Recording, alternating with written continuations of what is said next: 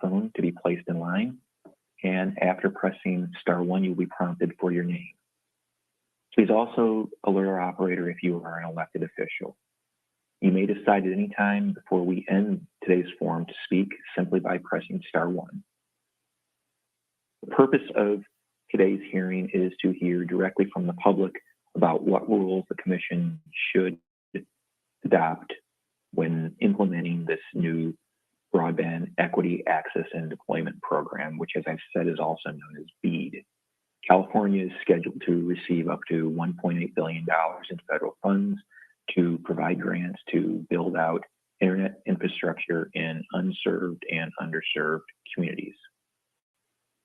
By way of background, the Public Utilities Commission has 5 commissioners who are appointed by the governor and confirmed by the state Senate. This includes Commissioner Houck. My responsibility is to manage the day-to-day activities of this case and to help Commissioner Houck evaluate all of the evidence in the proceeding, including your input. Commissioner Houck will issue a proposed decision for the other commissioners to consider. The 5 commissioners ultimately are the ones who will decide and vote whether to approve or not approve any new rules. Each piece of information on which the Commission bases its decision is listed and available for you to review on a Commission webpage we call the docket card. In fact, your comments today will also be listed and published on the docket card because our court reporters are transcribing today's hearing, taking down everything that is said. So today's transcript will be available on the docket card. I thank you for spending your precious time with us today to share your experiences. If you've attended any of the almost 20 public forums the Commission has either hosted or co-hosted with the California Department of Technology, I thank you for making double the effort. Today is not your only opportunity to tell us how this proceeding will affect you. Throughout the proceeding, we will accept written public comments on our website, in particular, the public comments section of the docket card for this proceeding. To access the public comments section of this proceeding, go to apps.cpc.ca.gov/C/R2302016. For now, I'm going to ask speakers to limit their remarks to 3 minutes. If we have more people joining in the discussion, please know that we'll need to change that. I appreciate your patience in helping us make sure we hear from everyone. Again, we are very, very appreciative that you have joined us today, and now we will hear from Commissioner Houck. Thank you, Judge Gligola. Good afternoon, everyone. Again, I'm Commissioner Houck, one of the 5 commissioners at the Public Utilities Commission. I'm the lead commissioner, as Judge Gligola said, for the Broadband Equity, Access, and Deployment, or BEAD proceeding. I'm also the lead commissioner on our California Advanced Services Fund and Telecommunications Service Quality proceedings. Broadband is a top priority for me as a commissioner, and I believe we're going to be able to accomplish historic deployment of broadband during my term. And I want to, as Judge Gligola recognized, the events that we've held with CDT. So we are working in partnership with the California Department of Technology, with Caltrans, our local, regional, and tribal government partners, telecommunications carriers, and of course our community-based partners that we rely on to ensure we address the needs of communities that are currently unserved and underserved. BEAD is a $42 billion program created by the Infrastructure Investment and Jobs Act, administered by the National Telecommunications and Information Administration, or NTIA. And the goal of the program is to bring everyone in the nation online by building infrastructure and increasing adoption of high-speed internet. The central goal of BEAD is to deploy reliable last-mile service to all unserved and underserved locations with wireline connection or licensed fixed wireless. Federal rules require prioritization of end-to-end fiber deployments, but there is also If that's not feasible, fixed wireless can be used as an alternative. NTIA, through the BEAD program, has allocated $1.86 billion to the state of California to go towards eliminating the digital divide. We will be able to award subgrants through the BEAD program to carry out broadband deployment activities such as planning for the deployment of infrastructure, deploying or upgrading internet infrastructure, deploying infrastructure in multi-tenant buildings, implementing adoption and digital equity programs, and workforce and job training. However, before that can happen, we must develop a plan and a process for implementing BEAD in California. The Commission has opened this rulemaking, R2302-016, to set out the program rules for BEAD. The PUC completed its initial wave of public engagements that were jointly coordinated with CDT over the summer. Feedback received from these 21 engagements and our tribal consultations have informed the staff proposal that for our initial plan, which was recently released. As part of this rulemaking, Communications Division staff is continuing to work on the staff proposal, and we will be looking forward to seeing comments that we get on the proposal as they come in. So today's public participation hearing is and in looking forward to the continued coordination with community stakeholders, including the community organizations, carriers, and the public, to ensure that this funding contributes to our greater broadband infrastructure deployment, digital equity and affordability objectives. We need to hear from you, and these PPHs are a key opportunity to inform the development of this initial proposal. Today's public participation hearing is an opportunity for the public to provide comment on your expectations for the BEAD program and what you would like to see prioritized as we develop the program over the next couple of months. We encourage you to provide comments today and or to provide written comments through the mechanisms that were described by Judge Glagola. And before closing and turning back to Judge Glagola, I want to recognize and thank our Commission Communications Division staff for their work. I want to thank Judge Glagola for all of his work on the proceeding and organizing and facilitating today's public participation hearing, and my staff for all of their work on moving this proceeding forward, as well as my Bagley-Keene partner, President Alice Reynolds, and her advisor, Michael Mullaney.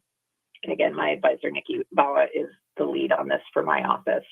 So thank you to everyone. Thank you to the IT staff and our public advisor's office for ensuring that we're able to have these opportunities to hear from the public. And with that, I will turn back over to you, Judge Glagola. Thank you, Commissioner. We now will turn to the public.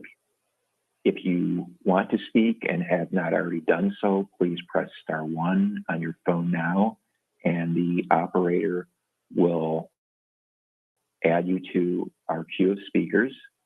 If you do speak, we ask that you speak slowly and clearly so that our court reporters and interpreters are able to capture everything that is said.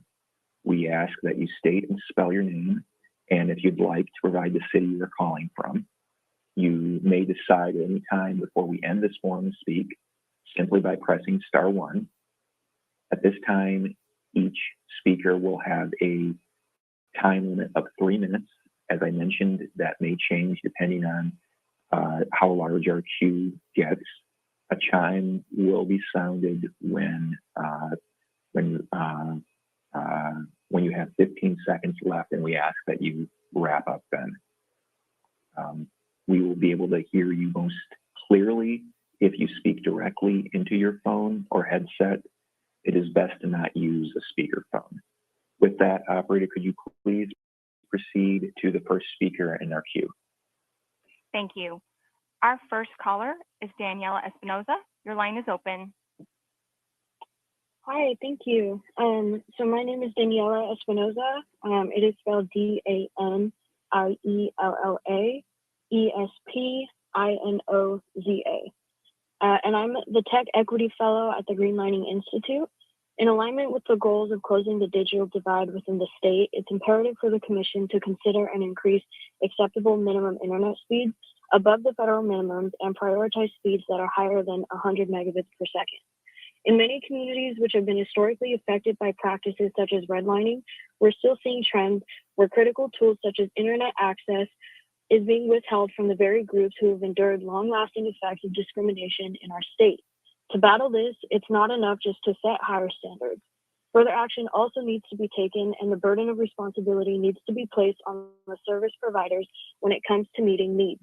Thus, BEAD funding should create teams within the state to enforce and audit these requirements at any point so that there is transparency between service providers and the communities they serve. Additionally, such entity needs to bridge the needs of the people and demand that service providers prove their claims of service match the determined standards on a consistent basis. And if this isn't the case, it should be up to this entity to then determine and enforce appropriate. But equally important vein, I raise the issue of focusing on certain areas of the state. For far too long, communities such as mine, the Central Valley, have been overlooked in favor of advancing the needs of larger cities. In my own experience of living and growing up in Fresno, I experienced firsthand how the lack of access to devices and adequate internet service negatively affected my ability to succeed in school. In the years since I finished schooling in the area, this reality has only grown and been exacerbated by the COVID-19 pandemic. As a result, it's critical that the Commission heavily prioritizes areas like the Central Valley when implementing BEAD dollars. And specifically, the funding should be used to ensure that people residing in the designated areas have access to devices such as routers and laptops to allow for adequate internet service and its usage. Lastly, in order to achieve the goals pertaining to public participation, BEAD funding should also be allocated to community outreach and engagement efforts. Grounded in Goal 5 of the Environmental and Social Justice Action Plan, which aims to enhance outreach and public participation opportunities for ESJ communities to meaningfully participate in decision-making processes and benefit from CPUC programs, the Commission has the opportunity to ensure that the public is well prepared to benefit from and provide input on technological programs in the state. Specifically, funding should be directed to workshops that not only serve as a place for comment, but more importantly, spaces for learning, where participants can learn how to report challenges with internet access, how to access and navigate low-cost internet options available, and even how to use and set up devices that are provided. Moreover, these workshops should be advertised through channels that haven't historically been utilized and meet people where they're currently at.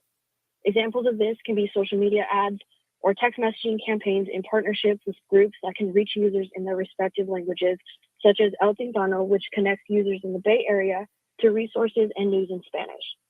Adequate funding should be allocated to this thoughtfully. Through basic knowledge of programs and procedures, community members can then have the tools to benefit from state offerings and then have the drive to participate in future program improvements. Thank you. Thank you for sharing. Could we have our next speaker, please? Yes. Our next comment comes from Len DeGroot. Your line is open. Hi, this is Len DeGroot, L-E-N-D-E-G-R-O-O-T. I'm a broadband project manager from Tuolumne County, and thank you for the opportunity to speak. I would like to encourage the Commission to include in the rules a mechanism for municipalities, including cities and counties, to respond to BEAD applications prior to the negotiation phase. These key stakeholders often possess valuable insights into existing infrastructure and the needs of their residents and businesses. Given that the Commission will have the ability to develop solutions for conflicts and applications, this input would provide additional context, especially in extremely high cost per location areas. And then secondly, during a previous rulemaking hearing, a representative from Comcast proposed a phased approach to BEAD that prioritizes the expansion of internet access in areas that are partially served. I encourage the Commission to reject a phased approach as it would delay work in it could delay work in low-income areas. While there are valuable cost savings in building out existing infrastructure, ISPs have historically built in higher income areas, so adjacent areas are more likely to be higher income as well. That's all I have, and thank you for your time. Thank you so much for calling in to share. Could we have our next speaker, please?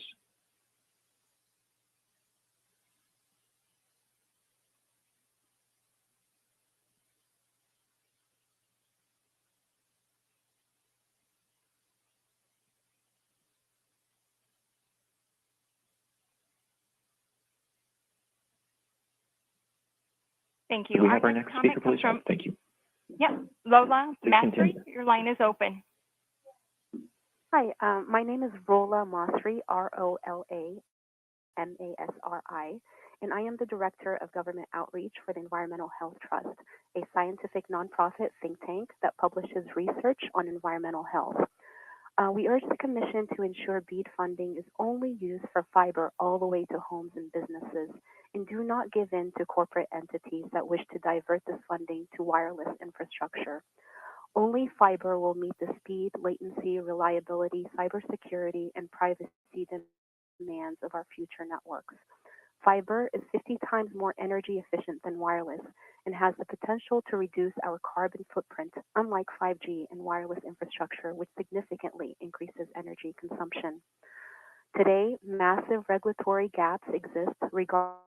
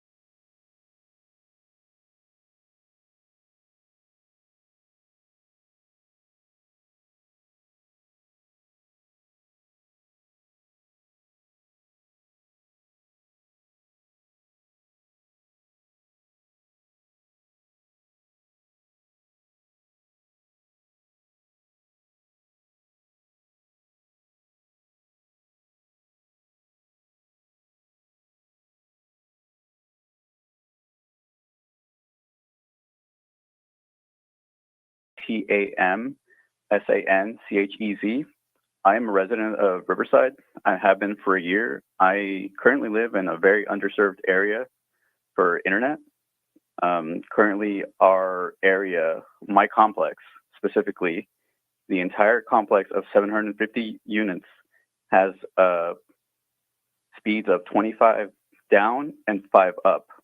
And I believe that is way below what the standard should be at this age, because I have 2 other roommates and we are constantly having to battle with AT&T over data caps and price, because they are charging us fiber prices for these very slow speeds. And we live about a mile away from where they actually do have fiber.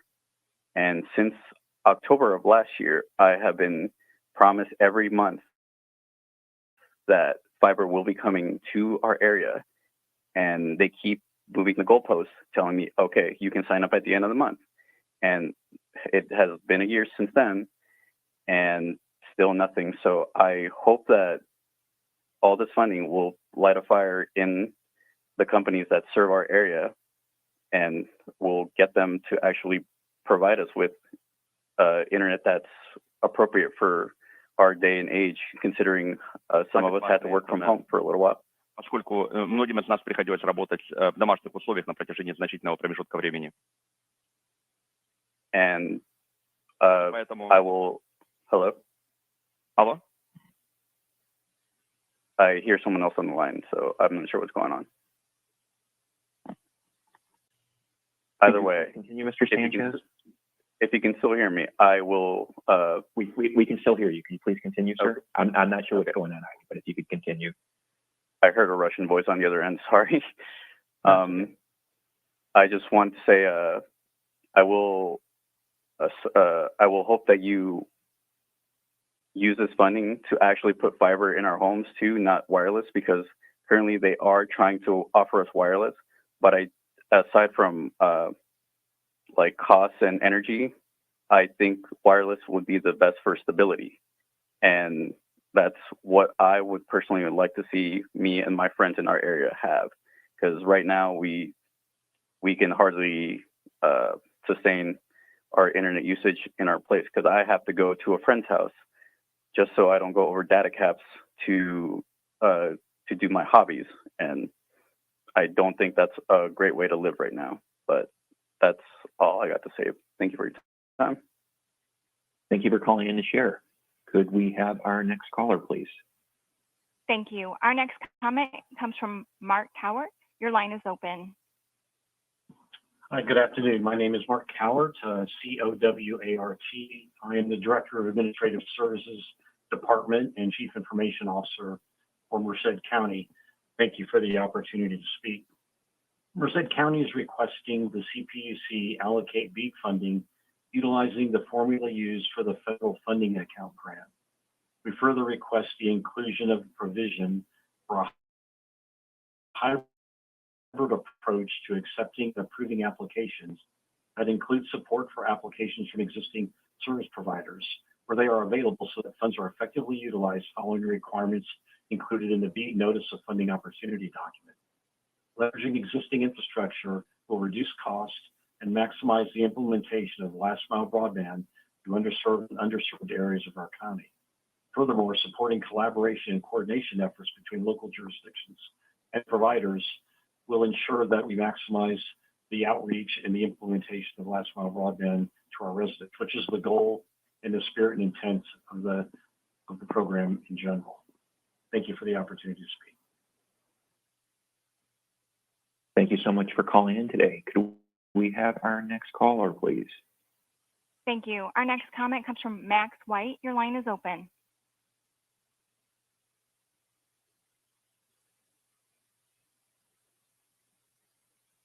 Max White, your line is open.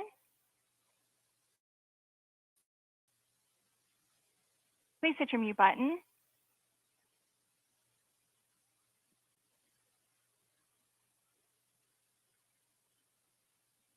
Mr. White, we're unable to hear you. Please hit your mute button.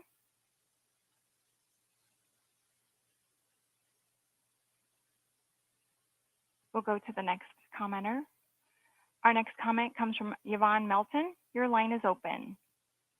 Hi, good afternoon. My name is Yvonne Melton, spelled Y-V-O-N-N-E, M as in Mary, E-L-T-O-N. I live in Long Beach, California. It's important to me that this broadband funding creates good jobs for Californians and that the work is done safely. I am a union member, and I know that when there isn't a union on the job, bosses cut corners and put worker safety at risk. So the CPUC needs to do everything it can to make sure that the workers building these networks have a safe workplace and good working conditions. That does mean choosing companies that will use a directly employed workforce and that have proper training programs for their workers, that provide family-sustaining wages and benefits, and that support jobs for disadvantaged communities. I do believe that this program can close the digital divide and support good labor standards at the same time. Thank you for your time. Thank you as well for your time. Could we have our next caller, please? Yes. Our next commenter comes from Marian Ekwayu. Your line is open. Hi, hello, can you hear me? Yes, we can. Please continue. Hi, good afternoon, and thank you for this opportunity. I am calling as someone who has benefited greatly from the current use of BEAD. I work at home as an archivist and require internet.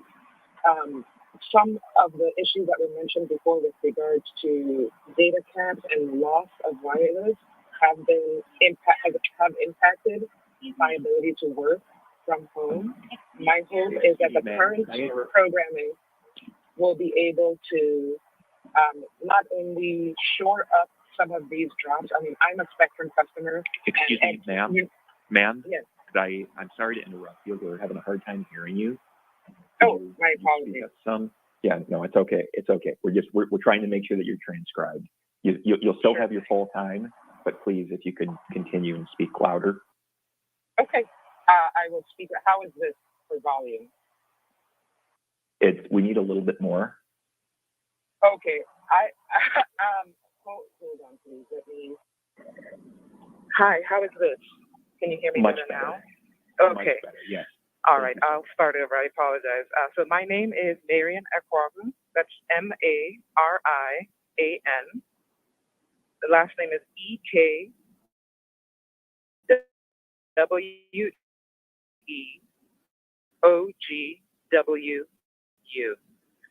I am calling as someone who has been affected. I have gone to school.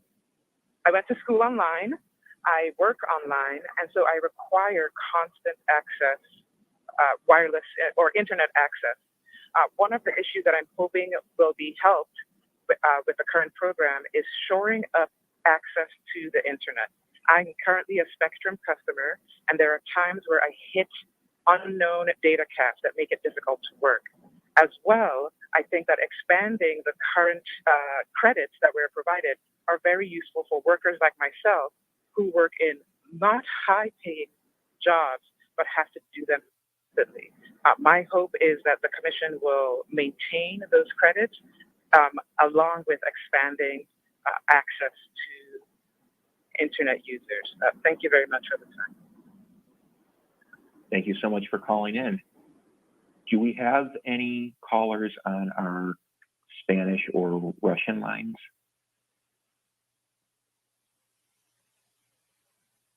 No commenters on either of those lines right now.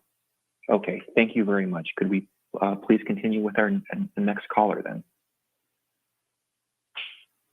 Yes, thank you. Our next commenter comes from Crystal Romero. Your line is open. Yes, hi. Thank you so much. Good afternoon. That is Crystal, Kristal. Last name Romero, R-O, M as in Mary, E-R-O. And I am speaking on behalf of the Los Angeles County Federation of Labor, AFL-CIO. We represent over 800,000 members across 300 affiliates across LA County.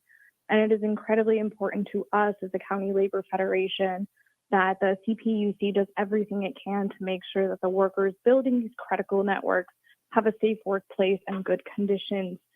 Particularly so, that means choosing companies using a directly employed workforce.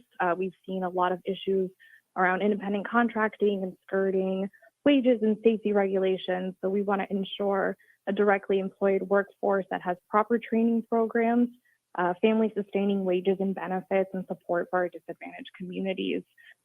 This is public dollars and good public works, and it is critical that we ensure that these are good jobs for Californians, and that means ensuring that they have a voice and their union represented on the job.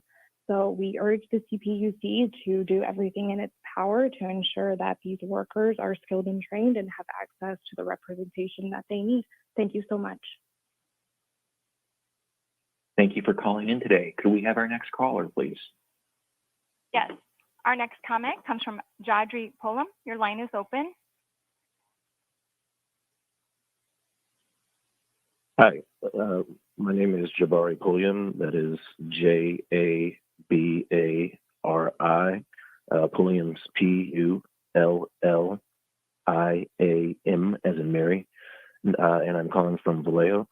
I'm calling because to stress the importance of the PUC regulating ISPs. For the past year or 2 years now, I've been dealing with a situation with Comcast Xfinity, where I've been a customer of them for over 10 years, moved to a new address in Vallejo, less than a mile away from my old address, but there was an issue transferring service in that there's a damaged line going across the street that they needed to replace in order to get service at our new home. It turns out that they had to basically dig a new line, and they were requiring us to pay out of pocket $13,000 for them to fix their line. I called the PUC, and the PUC informed me that they could do nothing about it because the PUC does not regulate ISPs. And I've since have no redress. There's been no ability to kind of get movement, and we are the only people on our street that are unable to get cable internet access. And it's been an issue because both of my wife and I rely on the internet for our living. We both work from home, and cable internet is the only thing fast enough to support our way we make our living. And since AT&T only offers up to 75 megabits per second, which is under the actual broadband cap of 100 megabits per second. So I just wanted to stress the importance of, before we give any money to these companies, which are already basically operating as monopolies, that we make sure that the PUC regulates them as public utilities and provides the ability for us, the public, to basically get redress on situations like these. Thank you. Thank you so much for calling in to share your experiences. Before moving to our next caller, I just want to note that I've been informed that we do have a longer line of callers in the queue. So I am going to ask callers to limit their comments to 2 minutes, not the 3 minutes that we were previously using. And you will still hear a tone at when you have 15 seconds left. So now we're moving from 3 to 2 minutes due to the number of callers in. Also, I've been informed that we have a Spanish language caller. Could we move to that caller, please? Yes. Our commenter comes from Carmen Acecha. Your line is open.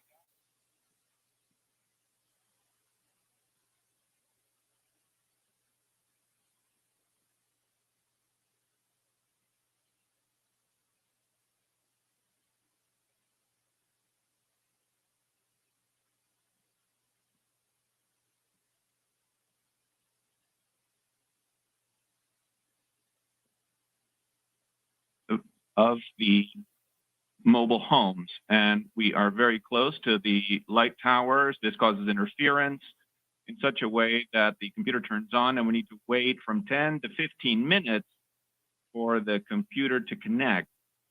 Having children with trouble taking online classes and having a nearby library. My comment is, take away the monopoly from AT&T in my area and have fiber optic come in. Why? Because all of the communications right now are via internet. And the internet you're offering is insufficient.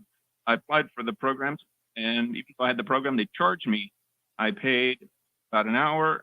I don't know why there's this disconnect in the communication. So the AT&T monopoly is insufficient for my area. That's my comment. Thank you. Thank you so much for calling in to share. Could we have our next commenter, please? Thank you. Our next comment comes from Marilyn Garrett. Your line is open. Hi, can you hear me? Yes, we can. Please continue. Okay. I'm a retired teacher, and you wanted to know about difficulties I've encountered. It's with the wireless microwave emitting devices that cause me symptoms of radiation sickness that include headache, fatigue, heart palpitations, etc. It's a long documented list you can find at cellphonetaskforce.org or bioinitiative.org. So I have to avoid certain routes on the road by cell towers. I used to go to Board of Supervisors meetings in person to participate in the democratic process. Now there's a cell tower near there, numerous antennas on the building, Wi-Fi. So I don't go, and we should not be harmed by involuntary, mandatory microwave exposure from 4G, 5G, military assault frequencies from Verizon and other telecom corporations. These corporations do not have a Hippocratic oath of first do no harm.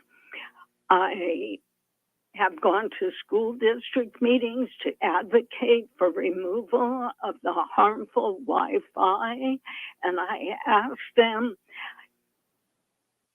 I say the most important thing is a safe and healthy learning and working environment. Does anyone oppose that? No one does. But when I point out how harmful this radiation is to children, they continue with increasing the Wi-Fi and the harm to children. I find this appalling.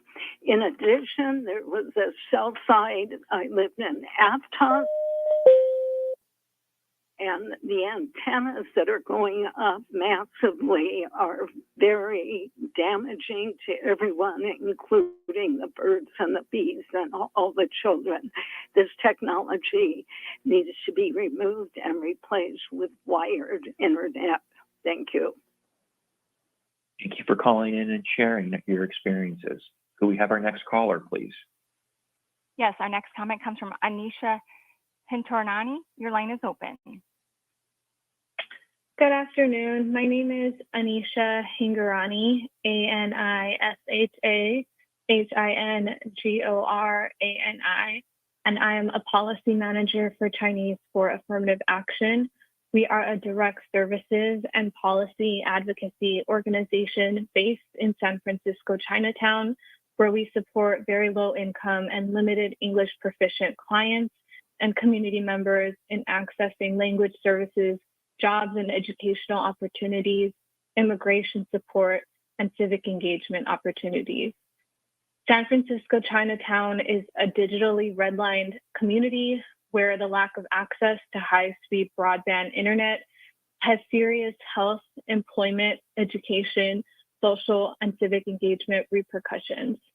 Our research and conversations show that AT&T and Comcast cable is expensive and out of reach. It is slow, it is unreliable, and again, out of reach for low-income residents, and fiber is virtually non-existent. In addition, short-term programs like ACP are difficult to access, especially for limited English proficient communities, and are not enough to cover the cost. This exacerbates serious inequities in health, employment, education, and civic engagement. Federal investments like the BEAD program must prioritize economically marginalized neighborhoods in both rural and urban areas, especially very low income and limited English proficient communities with multifamily buildings, and meaningfully partner with trusted community-based organizations in order to truly meet the goals of closing the digital divide. In addition, I want to note that while it's great that this meeting includes Spanish and Russian interpretation, there are many historically marginalized language communities that need to have a voice in spaces like these and share their important experiences, and we can all do a better job at creating more inclusive spaces for folks to participate. Thank you. Thank you so much for calling in to share today. I do want to, because the issue was just raised, I do want to remind parties that if we do get an advanced request for translators, we do make an effort to accommodate those. So with that, could we please hear from our next caller? Thank you. Our next comment comes from Paula Orla. Your line is open. Thank you. I'm a retired teacher and also a grandparent, and I use the internet often. And I would like to urge, along with the other voices I've heard, the expanding wired connections to the internet as a safe wired connections. It is safer than wireless. The wireless age has dawned with portable devices transmitting currents at frequency up to billions of cycles per second. consumers worldwide are going mobile with little knowledge of the effects of microwave radiation on human health. Ionizing or thermal radiation is known to harm living tissues. A decade of international research now confirms similar damage is caused by non-ionizing, non-thermal radiofrequency microwave radiation. Children and teenagers whose bodies are developing are the fastest growing segment of the wireless market. This wireless radiation is linked to irreversible degeneration of nervous system, neurons. Brain cancer is now the leading cause of cancer death in children under 14. Tissue damage from EMFs is cumulative. Years of exposure to microwaves may cause birth defects and sterility and can also lead to high hearing loss and damage to tissues of the eyes, or clumping of red blood cells and loss of brain function. Electro hypersensitivity is an allergic autoimmune condition that is now appearing all over the world. Its symptoms can be so disabling that victims,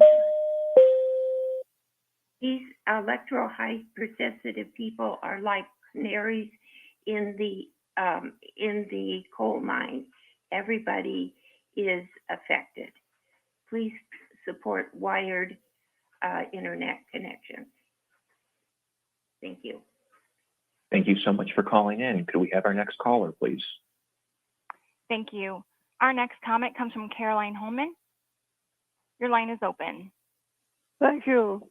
My name is Caroline Holman, CAROLINE HOLMLUND.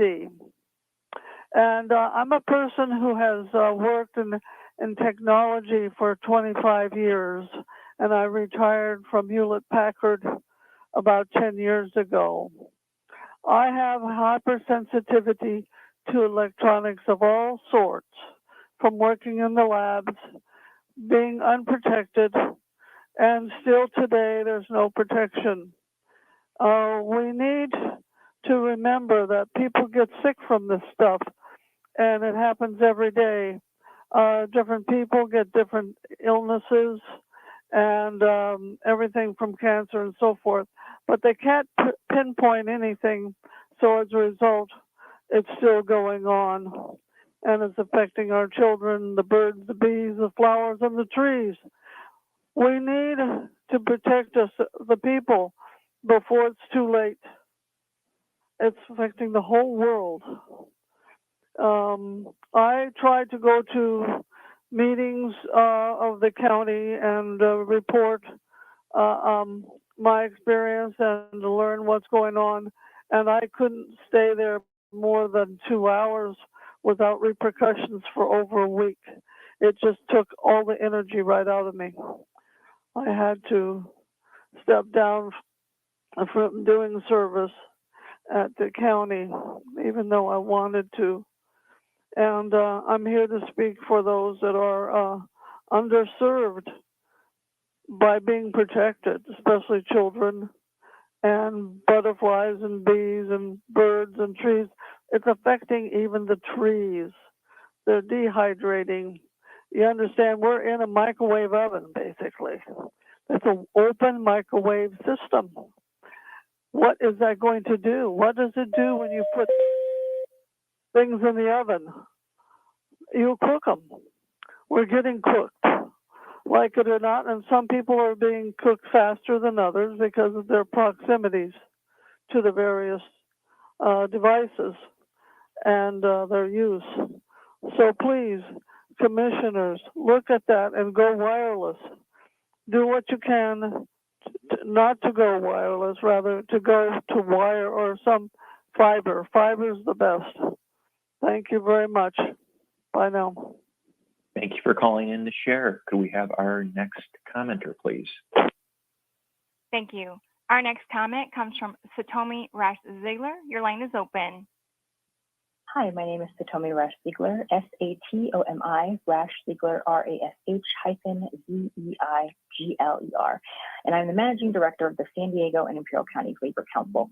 On behalf of the over 200,000 families we represent in the region to express our concern about the impact of broadband funding on job creation in California, it's crucial that these investments result in good union jobs that prioritize worker safety. When there is no union presence on the job, employers tend to cut corners and compromise worker safety. This is why it's imperative for California Public Utilities Commission to take all the necessary measures to ensure that workers. Excuse me, ma'am. I need her to slow down, please. Yeah. Oh, I'm sorry. Can you please slow down? Thank you. This is why it's imperative for for CPUC to take all necessary measures to ensure that workers who are creating these networks have a safe workplace and a favorable working conditions. To achieve this, CPUC must carefully select companies that employ a directly hired workforce, possess comprehensive training programs for their employees, offer family-sustaining wages and benefits, and actively promote job opportunities for disadvantaged communities. If public funding fails to support such conditions and union jobs, it sets off a detrimental ratings that employ a directly hired workforce, possess comprehensive training programs for their employees, offer family-sustaining wages and benefits, and actively promote job opportunities for disadvantaged communities. If public funding fails to support such conditions and union jobs, it sets off a detrimental race to the bottom, eroding standards for all workers. Moreover, safety should never be overlooked. These networks are vital utilities that operate in our public spaces. We often witness catastrophic accidents and explosions when workers are inadequately trained or pressured to work hastily. Like for instance, in 2019, a subcontractor in San Francisco inadvertently hit a gas line while pulling fiber, resulting in an explosion with towering flames reaching over 50 feet. The significance of job site safety cannot be overstated. It can mean the difference between life and death for a worker and also ensures the safety of general public. Additionally, prioritizing safety leads to the construction of robust and enduring networks, which is responsible and efficient utilization of public funds. This program has the potential to bridge the digital divide while simultaneously upholding strong labor standards. Thank you for your time, and I urge you to make informed decisions that prioritize worker safety, create union jobs, and safeguard the interests of all Californians. Thank you. Thank you for calling in and sharing today. Could we please have our next caller? Thank you. Our next comment comes from Mike Morales. Your line is open. Hi, my name is Michael Morales. I'm Michael Morales. I'm a citizen of Los Angeles, California, resident of zip code 90001. I hope I speak for people in my area, and thank you for giving us the public an opportunity to speak. I live in an area under a pathway of airplanes directed towards LAX airport. And the problem for years has been that the connection is being disrupted. When airplanes pass, the connection drops. We've tried many different internet companies that have had many problems with the connection. We've tried wireless. Currently, we have AT&T fiber, which has had a lot less connection drops, but still it has had many connection drops. So the problem is the connection that I've been noticing with wireless, and I hope that we can get more companies that have the fiber optic in our area. The connection problem has been very big problems for our family and maybe our neighbors. I'm not really sure. It's an unspoken problem that we have. We pay high prices for our internet. We work from home, and there's connections that there's times where the connection drops.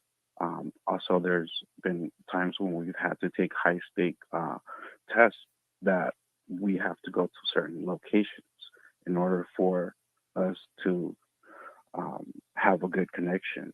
And these things should be noted, and hopefully that you guys can help our area progress on internet in a safe way as well. From listening to the other speakers, safety is and should be one of the biggest concerns.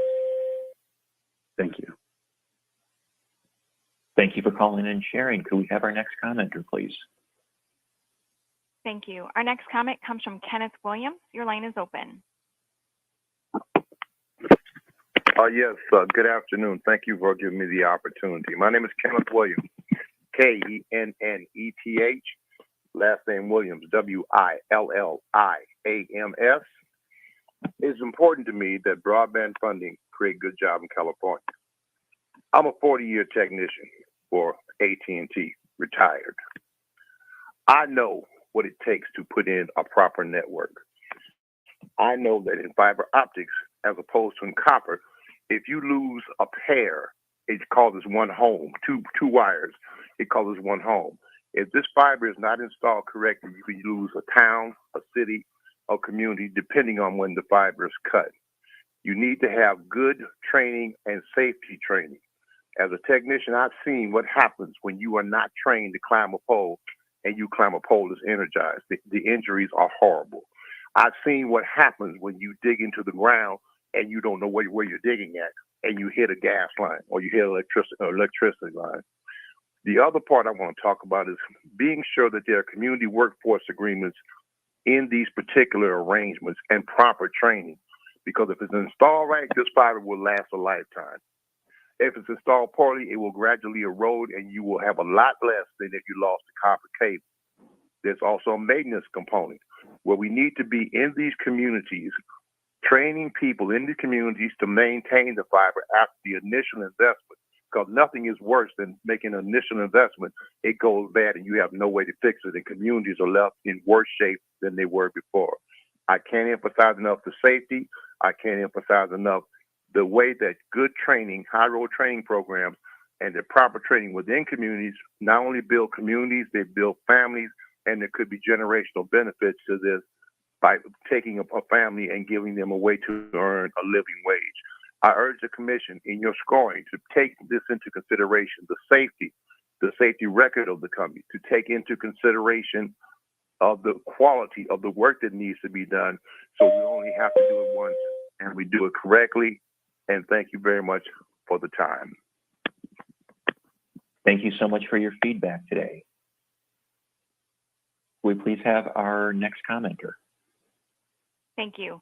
Our next comment comes from Stephen Nagatashi. Your line is open. Hi, yes. Are you able to hear me? Yes, please continue. Yes. Hi, my name is Stephen Nagatoshi. That is S-T-E-P-H-E-N, Nagatoshi, N-A-G-A-T-O-S-H-I. I am an audit associate for one of the big four accounting firms, and I am also a previous IT technician. I believe the biggest thing that may or may not be overlooked for the funding at the current moment and for the ISP landscape in general is the fact that there is little to no competition in many, many areas, and especially underserved areas. There's monopolistic tendencies and monopolies in general of ISPs. I highly, highly urge the commission, if there is in any way a way to regulate it or to tell the appropriate governing bodies that there has to be mandated competition in the ISP market, just like any other market where monopolistic tendencies exist.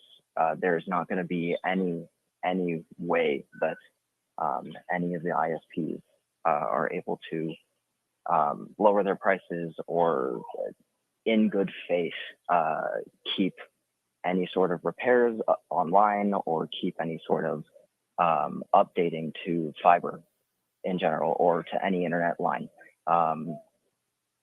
There's going to be loopholes. There's always going to be workarounds, loopholes, whatever, for any ISP to do what they would like to do for the benefit of their business. And the only way that we are to get around this is to mandate that there be at least 2, if not 3 or more ISPs in a area. That will make it so that there is a way for prices to be challenged within each individual ISP, people to make decisions based on performance, and not only performance, but price of each of these. And it will also push each ISP in that area to create upgrades over time, to create openings over time for prices to go down and for everything else. There needs to be competition in the market. There's no other way around it. And I urge the commission to do what they can to create competition in every single market that this funding goes to. Thank you. Thank you for calling in to share today. Could we have our next caller, please? Thank you. Our next comment comes from Mark Ellis. Your line is open. Thank you. My name is Mark Ellis. That's Marcellis. And in the sake of brevity, I just want to say ditto to everything that Kenneth Williams said earlier. He nailed it. I couldn't say it any better. Thank you. Thank you so much for calling in to share today. Could we have our next caller, please? Thank you. Our next comment comes from Brandon Beck. Your line is open. Hello, thank you. Yes, this is Brandon Beck, BRANDONBECK. And I'm a resident in San Diego County, and I'm calling in speaking as a consumer of mobile internet and also traditional broadband internet. Where I live, the speed that I get from my ISP is about 50 megabits per second. However, that's really more of a statement than what it is in practice. I tend to get speeds much slower than that, and countless times the speed of my internet is 0. And I've found that when I call my ISP to request repair or servicing when these incidents occur, that the customer service departments provided are just for show. Extended phone trees being transferred around to several departments, really yielding no results other than try turning your modem off and back on, which is insufficient. And so I ask that there be some kind of an accountability mechanism for when consumers in areas that have ISP and perhaps even newer fiber ISP, that if their ISP providers do not bring their internet up to par, then said consumers can reach out to the CPUC or some sort of regulatory body to bring this accountability to make sure that these ISPs who are taking funding from these programs are making sure that this internet service is adequately available at all times. Thank you very much. Thank you so much for calling in today. Could we have our next commenter, please?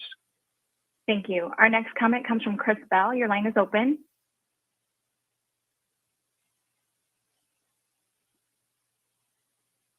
Chris, your line is open. We're unable to hear you. Please hit your mute button. Can you hear me? Can you hear Yes. me? Yes. Okay. Thank you. I'm sorry. I forgot to take it off mute. Anyway, my name is Cliff Bell. Thank you for the opportunity for me to speak today. I want to echo the concerns of some of the previous callers regarding speed or, lack of, regarding incompetence as far as the reliability that these internet companies they provide. I've tried the 2 top ISP companies being AT&T and Xfinity, and neither one of them, as far as I'm concerned, is worth a darn. They're not worth the money that the California PUC is giving them. They claim that they have good responsibility, but they're not. They have inadequate services. There's constant buffering whenever I try to use my internet. And I'm trying to watch programs of whatever the case may be. I wish that there was more competition. I'm trying to look to find competition to go along because it seems like these 2 companies, they have a monopoly. They make a lot of promises that they don't deliver on. The other thing is I'm concerned about rates for seniors. You know, I try to get special rates, and they're constantly gouging me with money.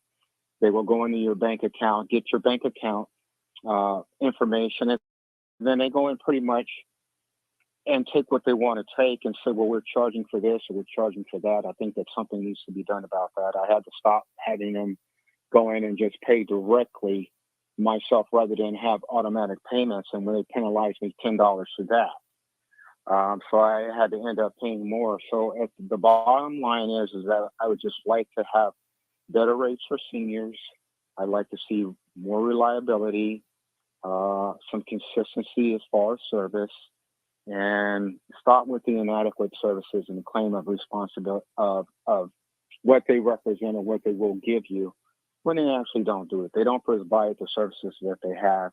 And if you guys are going to give them some type of special funding, I wish that you guys would look into those. Thank you very much for the opportunity of allowing me to speak today. Have a nice day. Thank you for calling in. Could we have our next commenter, please? Thank you. Our next comment comes from Samuel Carnes. Your line is open.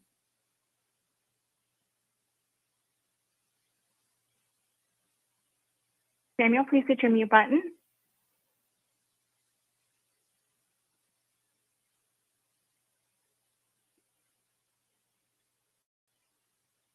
We're unable to hear you. Samuel, please hit your mute button.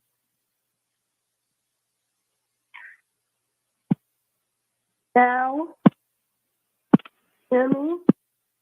Yes. Yeah, you can hear me? Yes, we can hear you.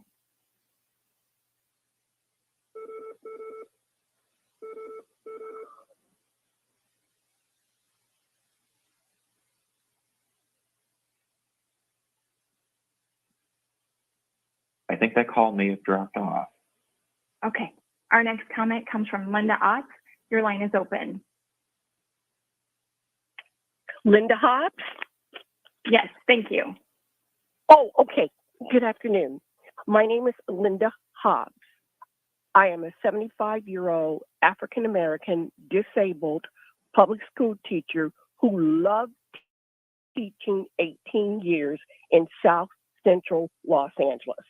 I am a volunteer advocate for each of the groups mentioned before.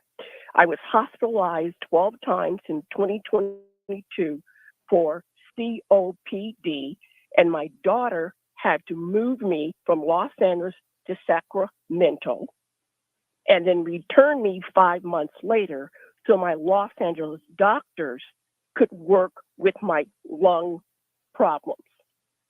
Spectrum told my daughter I would only be charged $75 a month for the service because of my income.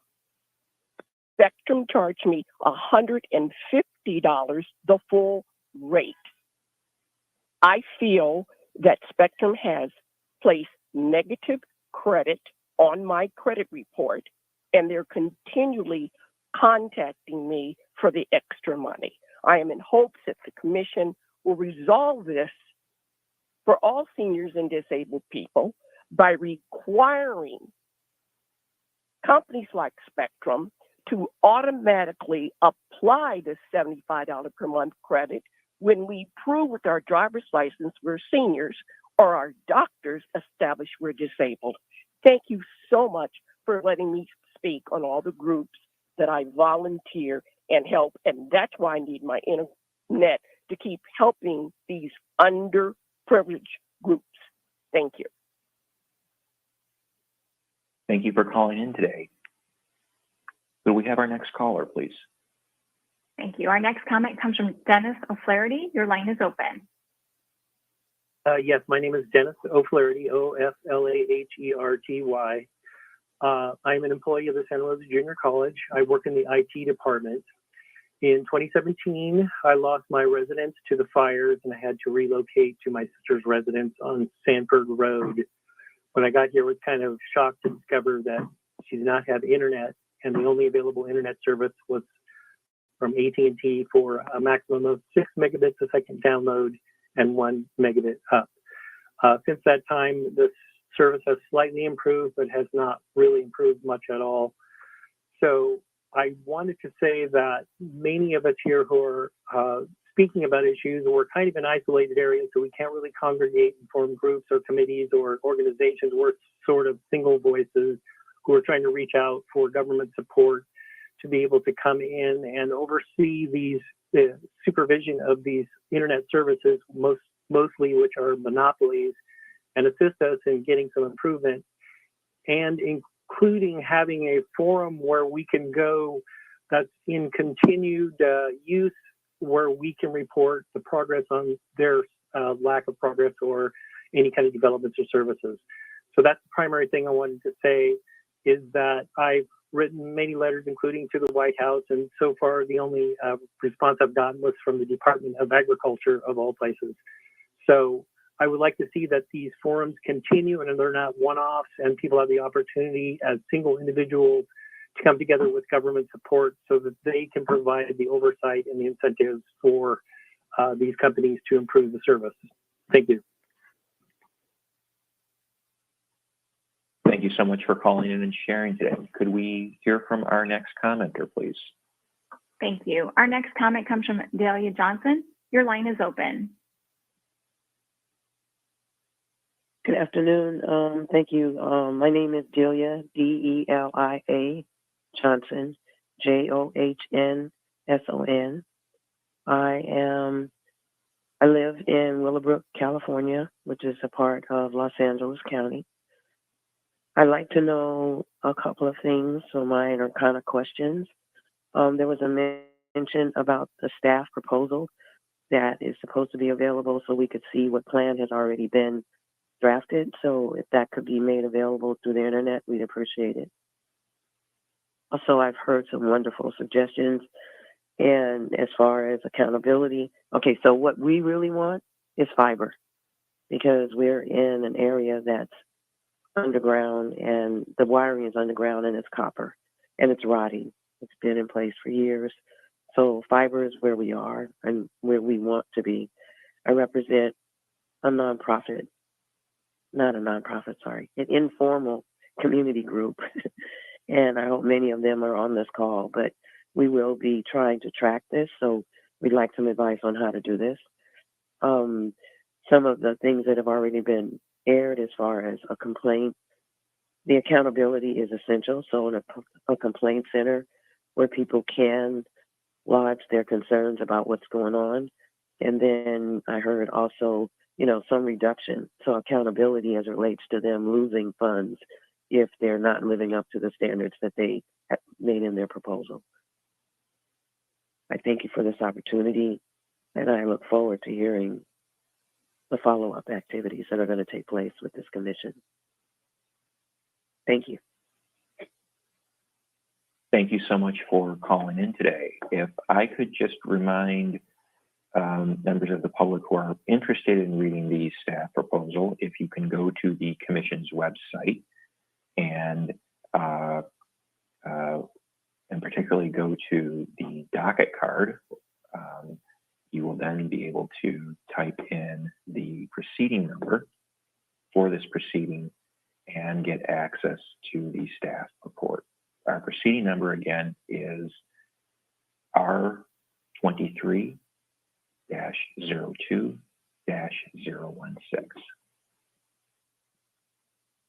We please hear from our next commenter. Thank you. Our next comment comes from Matthew Henley. Your line is open. Hello, this is Matthew Hanley, MattHewhanley, and I am a resident of Anderson, California, and a cybersecurity analyst by profession. I'm calling in order to give comments in regards to the monopolistic tendencies of the companies that represent that are internet service providers. The companies, unfortunately, are not interested in providing great service or capabilities to their customers. Their ultimate incentive is to increase their profit sharing or increase their profit baseline. Therefore, it is not realistic to assume that giving money to these companies will be as utilized, as effective as it could be in terms of reaching the ultimate goal, which is reaching customers and persons that are at risk or not able to access these services.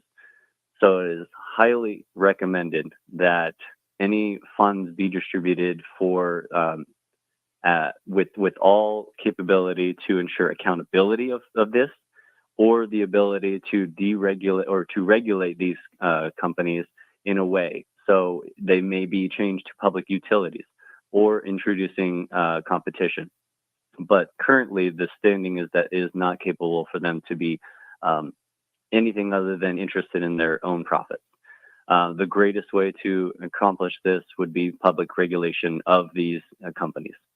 In terms of what to expand, fiber optic cable is the definitive technology for ensuring cybersecurity, distance of transmission, capacity for scale, future expansion support, maintenance, and stability. There simply isn't much in the market that even comes close. If you need something to go over 10,000 kilometers to a further space, there's only one technology that can accomplish that. In addition, I'd like to second all of the information provided by the think tank earlier in this call. Unevaluated health concerns are an issue. Thank you for your time. Thank you so much for calling in and for that feedback. Could we please have our next caller? Thank you. Our next comment comes from Tim Vu. Your line is open. Hello, panel. Hello, everybody. My name is Tim Vu. That's T-I-M. And then last name is V-U, Victor, V as in Victor, U as in uniform. And I'm here representing my company, Deeply Human. And, you know, we're just not innovators in the AI space, but we hope to be front runners of, you know, just this commitment to universal access for, you know, of the internet. And we really believe that, you know, this progress that we all see, it should lift up everybody. And, you know, our mission is really just to be proactive in our pledge to kind of ensure that communities are not left behind in this imminent AI revolution, right? So, like, you know, the first caller, she was just mentioning her own story, and, you know, it really kind of touched on our vision of the future where, you know, a lot of these underrepresented communities become the thriving hub of talent. You know, we recognize that everybody needs fiber, right? You know, just for near and long-term growth. And, you know, even here in the heart of Silicon Valley, up here in Northern California, we're witnessing like gaps in high-speed internet and connectivity. You know, there's a major need to train people, as somebody had said earlier, to grow this fiber network and the infrastructure, you know, thereof. You know, we just don't have that conversation. I think we need to start pushing that. Like personally, for me, I'm experiencing, you know, 75 megabit download speeds in my neighborhood in a household of 5. And without, you know, kind of waxing internet lingo, you know, the struggle is absolutely real. And, you know, just imagine larger families or communities under one roof experiencing this daily. It's, you know, really not about convenience. It's about unlocking the full potential of a person in this digital age. And, you know, we live in this great state, and, you know, we kind of wonder, are we collectively falling behind some countries who have fewer resources in both human capital and funding because we don't have this internet? You know, I encourage AT&T and other telecom companies to start seeing the long-term benefits. And I just want to end this discussion with, or on my part at least, you know, in the words of Helen Keller, alone we can do so little, together we can do so much. And I thank you for your time and consideration in joining us on this crucial endeavor. Thank you. Thank you so much for sharing your time today. Could we have our next commenter, please? Yes, thank you. Our next comment comes from Tim Alborg. Your line is open. Hello, Judge. Hello, Commissioners. My name is Tim Alborg, spelled T-I-M-A-L-B as a boy, O-R-G as a girl. I am the Director of Government Affairs at the national nonprofit Education Superhighway. And our mission is to close the digital divide and level the playing field of opportunity for every American. You know, Education Superhighway, we began our mission back in 2013 by closing the K through 12 public school digital divide and ensuring that every student had access to educational opportunity. Today, the classroom connectivity gap is closed. We have 47 million students that are connected, and 99.3% of American schools have a high-speed broadband internet connection. Now, with the onset of the pandemic, we realized that we couldn't stop there. And without broadband at home, you know, lots of households are shut out of economic security and opportunity. So in March 2020, we launched a new mission to close the digital divide for the 17 million households that are offline because they can't afford a home internet connection. So I'm here today to respectfully request that there's a prioritization of multifamily dwelling units, or MDUs, and low-income communities as really a critical component of California's BEAD plan. 1 out of every 4 disconnected households in California lives in an MDU. So we urge the CPUC to update its BEAD initial proposal draft that just came out to include the NTIA's MDU model challenge module in its BEAD plan, with the modification that an MDU challenge is initiated by the challenge of 3 MDU units or 10% of the building, whichever is smaller. Also, for NTIA's optional module 2, modify the classification of DSL locations from underserved to unserved. Include a module on cellular licensed fixed wireless served locations and reclassify them as unserved. And finally, expand the state's definition of community anchor institutions to include public housing and low-income communities, which is currently being considered by the CPUC, that definition of low-income communities. Education Superhighway stands ready with our pro bono support for the CPUC in developing and implementing these recommendations. I want to thank you so much for your consideration and service to the most unconnected in our state. Thank you so much for calling in today. Could we have our next commenter, please? Yes, thank you. Our next comment comes from Deborah Tyndall. Your line is open. Yes, I'm Deborah Tyndall. My name is spelled D-E-B-O-R-A-H. Last name is T-Y-N-D-A-L-L. I am a disabled person with a, I would say, critically low income. I get roughly $800 a month from Social Security, and I have been permanently disabled since 2001. So for all the other people like me who have been speaking, I'd just like to say that monopolies don't have to think about us at all. We are completely disregarded in their search for funds. They don't care about making anything affordable or available to anybody like me.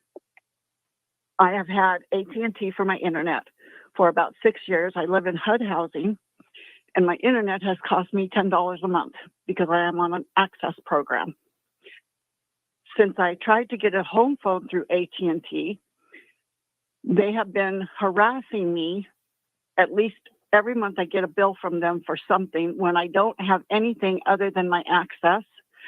And I do not have a phone through AT&T because they lied about that as well. I tried to get a home line so that in case of a fire, I live in Auburn, California, lots of trees, fires everywhere. I'm trying to make this short.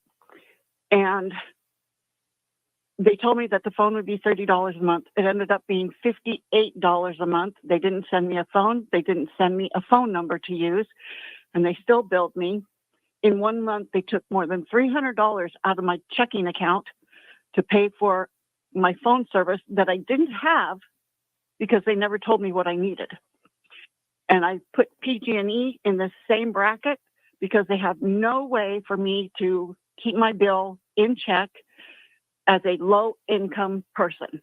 When you're living on roughly $800 a month for utilities, food, and all the other things that go along, it's insane that we do not have enough persons looking out for low-income disabled individuals. That's my comment, and that's what I'd like you to check about and talk about in your meetings. Thank you very much. Bye. Thank you so much for calling in today. Could we have our next commenter, please? Yes, thank you. Our next comment comes from Robert Lighted. Your line is open. Thank you. Can you hear me? Yes, we can. Please continue. Okay. Robert Lighted, last name L-E-I-D-I-G-H. Currently a resident in Davis, California, but purchased a home in Woodland and in the process of relocating there. The prior owner had AT&T fiber optic. The house isn't that old and the neighborhood's wired for it. So I signed up for fiber optic internet when they discovered that the service had already been connected to the home. They said, great, we'll send you a modem. We don't have to come out and do anything. We'll just send you this modem, plug and play. Well, that didn't work out well. There's no plug to plug into. There's wires in a box inside the house. Their service arrives on the opposite side of the house on the external wall. Spent 3 sessions on the phone with various people trying to get someone to come out and properly orient the service, because the only way I can get any at all is on the bedroom floor, which doesn't serve the portions of the house that most need the Wi-Fi. And each time I was given a 2-hour window. No one showed, no one called. I've been ghosted 3 times and still no proper service location, because whoever had the service before wired some things in a weird way, and there is no place to plug and play. So my comment is that, you know, it's all good to talk about, oh, let's run this fiber optic here and there and life will be great. Not so. They don't care about customers. They don't want to serve customers. And I agree with the kinds of comments I've been hearing while I've been waiting to speak, that they just want to take your money and run. So there definitely needs to be a lot of thought put into how you're going to regulate this and require and enforce the providers being responsible to give the service that people are paying for. Thank you. Thank you so much for calling in and sharing today. Could we have our next commenter, please? Yes, thank you. Our next comment comes from Knox White. Your line is open.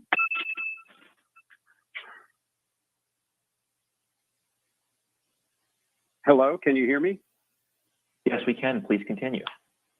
Oh, wow, thanks. I tried before, and in great irony, this conference call about communication, I got cut off.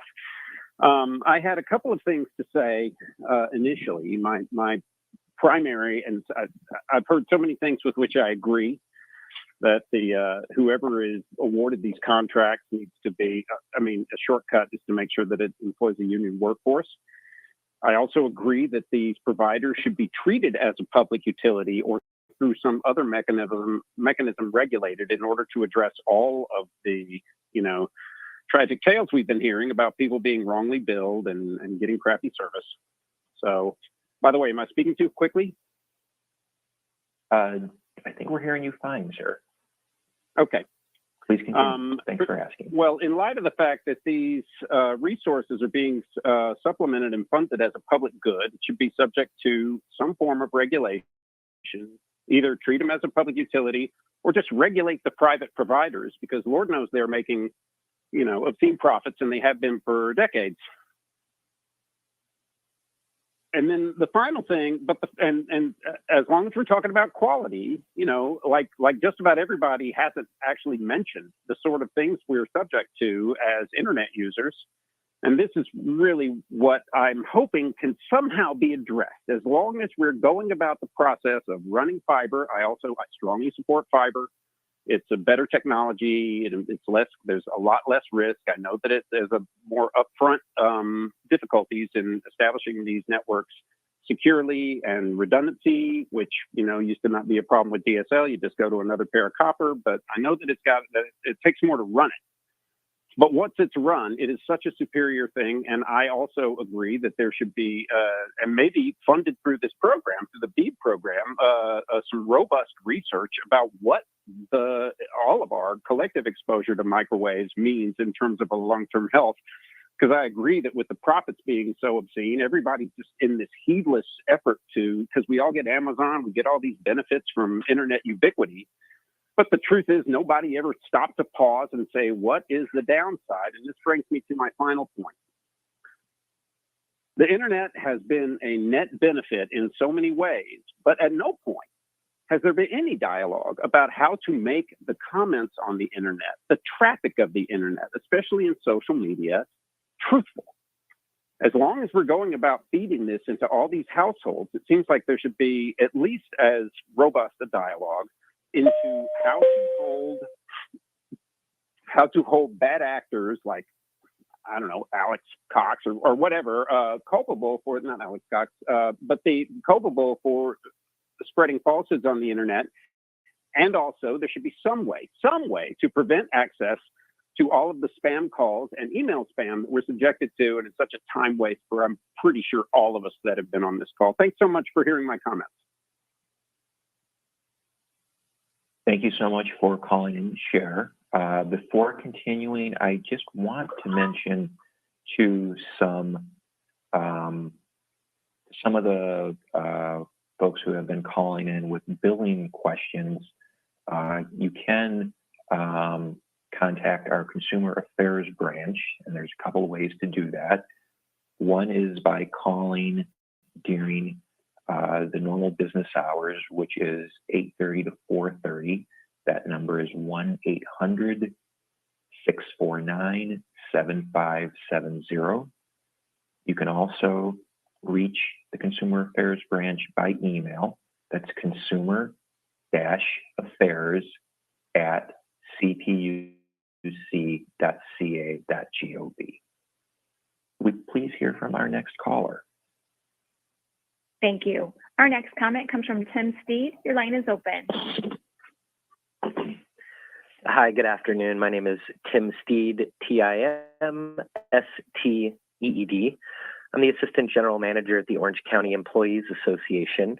We're a labor union that represents over 18,000 public sector workers in the county of Orange, various cities, special districts, and at OCEA, we know for sure that our democracy's sacred mission is to protect and empower everyone equally by the provision of public resources, or what we call the public.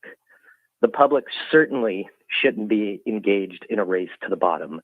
And our concern is making sure that this program that is funded with amazing public dollars is left behind, or working in an environment where they're not directly employed workforce, have no proper training programs for the workers, and they don't provide the same type of safety training that a good union job can provide. As public sector workers, too often, we see what the digital divide can do, what it means families getting access to the quality services that they need. So as this commission does its due diligence, one, thank you for all of your public service, everyone, but also be sure that we invest in good jobs and invest in our community. Thank you. Thank you so much for taking the time to call in today. Could we have our next commenter, please? Yes, thank you. Our next comment comes from Carrie Biggs Adams. Your line is open. Thank you. My name is Carrie, CarrieBiggs-ADAMS. I live in McKelumney Hill, MOKELUMNE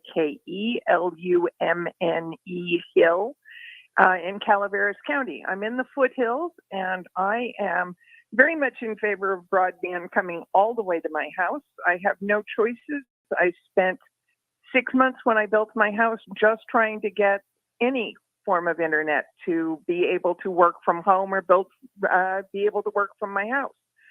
So I've ended up with the fixed wireless product, and it's pretty scary to hear people's fears of the microwaves, and that's the only way that I can connect to the world from a community that has a road right to it, but I don't have much in the way of service.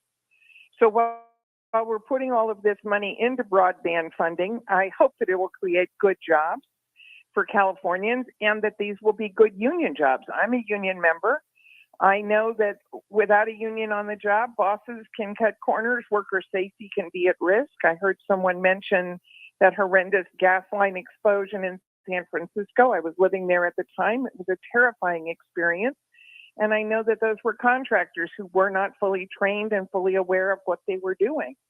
So I'd like to see that the digital divide be closed, but good labor standards be enforced with good employers to get broadband all the way to our houses. It would be fabulous to have fiber. Thank you so much. Thank you so much for calling in today to share your experiences. Could we have our next commenter, please?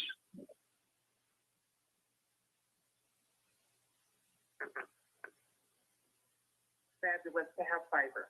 Thank you so much. Thank you. Thank you. Our next commenter comes from Lily Hill. Your line is open.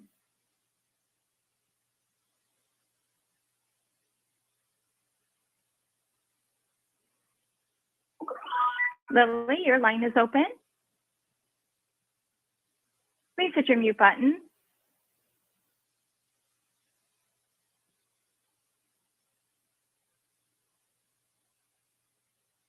Lily, your line is open. Can you please hit your mute button? Hi. Hello. Thank you. Yes, we can Hello, hear you. please continue. Oh, good. Thank you so much. My name is Lily Ho. I am I'm the founder of Delta Chinatown Initiative, and and I'm sorry, I'm distracted by myself. And we're a nonprofit. We actually started by putting up security cameras in Chinatown, San Francisco. And I found that the Wi-Fi, the internet rates were not strong enough to support a POS system and a security camera at the same time. Since then, I have met with all of the ISP providers, AT&T, Comcast, Monkey Brain, to see what the problem is. And frankly, the infrastructure was never built in San Francisco's Chinatown. The neighborhood is running on DSL speeds, dial-up speeds.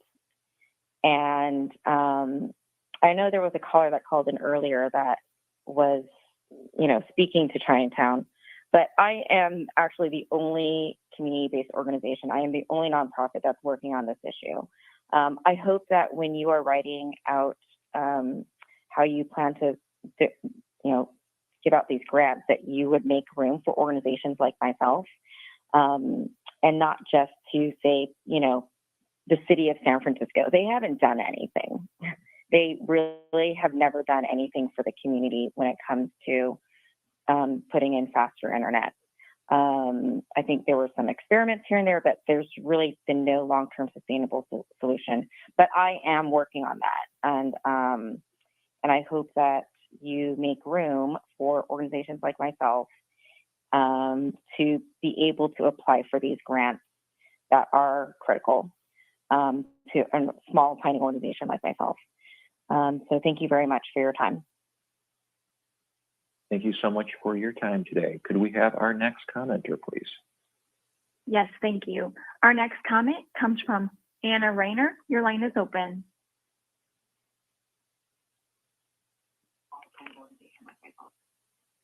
Thank you very much for your time. Thank you so much for your time today. Could we have our next commenter, please?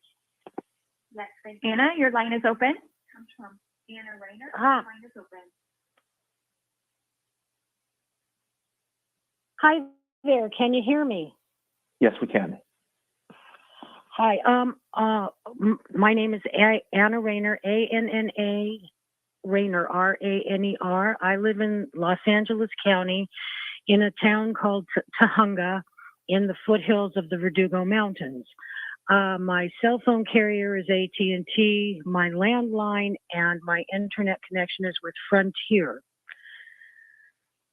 I don't get very good cell phone reception a lot of the time, which is one of the reasons why I kept my landline. My landline is also supposed to be used in cases of emergency. I wanted to get an upgrade to the 5G fiber optic cable. I thought it was the most fabulous thing in the world. And then I found out that I will no longer have this emergency landline that I keep for that purpose. And that the company Frontier would not provide a battery backup system that I could use on the new landline system so that I could make emergency calls in case of a blackout. They called and they call several times, and they've called and called, and one person was telling me that they've corrected that problem, but they did not say how. Later on, I got letters from them threatening me that if I do not go with the fiber optic system, that it will cost me exorbitant amounts of money to keep the old system. Now, I'm kind of going, what the heck is going on here? They can't provide me with a plain old telephone system, which is what we've always had. And at the same time, they're kind of forcing me to change, and they're not giving me information on how to keep the services that I already have. This is making me upset and angry, and I'm complaining formally to you in this call. Thank you very much. Thank you for calling in to share your experiences. Because this has happened a couple times, I just want to mention to folks who are watching this proceeding on the live video feed, our website, but also calling in to please remember to mute your computer when you're called on so that there's no feedback there. Thank you so much. Could we have our next commenter, please? Yes, thank you. Our next comment comes from Tom Fuller. Your line is open. So, Commissioner, is this the same pool of money that Caltrans is trying to construct with right now? Hello? Commissioner, do you want to answer that, or do you want me to? Why don't you go ahead, Judge, Okay. and maybe remind that we're here to hear the comments. Yeah. So this is not the middle mile funding. That this is for new federal funding that we were awarded last. That the state was awarded last fall or last summer. Sorry. So this is, okay, this is a different pot of money to also put fiber in the ground or some sort of communication. So do we have a plan in place is your deployment that you're asking about, is that to construct this also? Because I can tell you what Caltrans is doing is they're just falling on their face and there's nothing being done with the pot of money that they have currently. And you can go to any of the contractors that have already been awarded contracts and they're pulling the work back from them and nothing's happening. So my first point is make sure we do something not like Caltrans is doing. The second point I've got is we got money in 2009 with the American Recovery and Reinvestment Act from the Obama administration. And one of the issues that came about with the fiber was it became ownership by co-ops at the end of the day. And the counties were assessing property taxes on them to the point where they were going, they were pretty much bankrupt because of property taxes. So you're going to have to make sure that you've got something written in your legislature there that makes it to where the counties can't assess property taxes on these, or your small providers, they'll never survive. They'll never be able to put a light through that dark fiber to someone's home and be able to keep that going if the property taxes are there chomping away at them. So those are my comments. Okay, thank you so much for calling in to give that feedback. Could we please have our next commenter? Yes, thank you. Our next comment comes from Tom Watson. Your line is open. Hello, and thanks everybody for taking our calls. I'm in Central Orange County. Last name is Watson, W-A-T-S-O-N. The whole town that I'm in completely has fiber except for our condo complex. And the way it currently stands, forced labor, slavery takes precedence over rehabilitation and public safety. Oh, by the way, while the Biden administration gives reparations to everyone but free people, look at the billions he has run over to Ukraine. We don't have black grocery stores because if you think about it now, just to get in that supply chain, it's almost unheard of. They don't want the truth to get out. Okay? I don't want to know what my family did or what all these people did and all this stuff like that. Okay? You read that 500-page report. There's this thing called white superiority and black inferiority. That mindset allows all of the behaviors that we've seen across generations. I had no idea that church I was running by every day was something my grandfather established. This is not a handout. This is a debt that is owed. You know, Allensworth was like the internet of his time in 1904, 1905. The total black population in California is about 2.6 million, and then of that, the descendants compose about 2.2 million of that. So California, with a multi-billion-dollar surplus, can absolutely afford to satisfy the international terms for reparations, beginning with compensation. Any financial obstacle that exists that impedes the success of increasing financial prosperity needs to be dealt with and eliminated. No matter where we've been, no matter what part of this fight we've been in, we've been harmed, and we've had harm done to us specifically.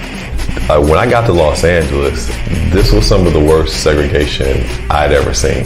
And remember, I'm telling you, I'm from Mississippi. Because as you can see, I'm giving you broken history right now, you know?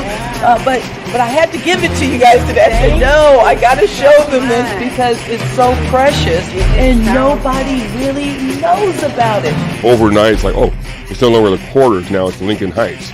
Oh, so now we get to use Abraham Lincoln for our name. And you think about all the other people that they could have used, but they picked Lincoln.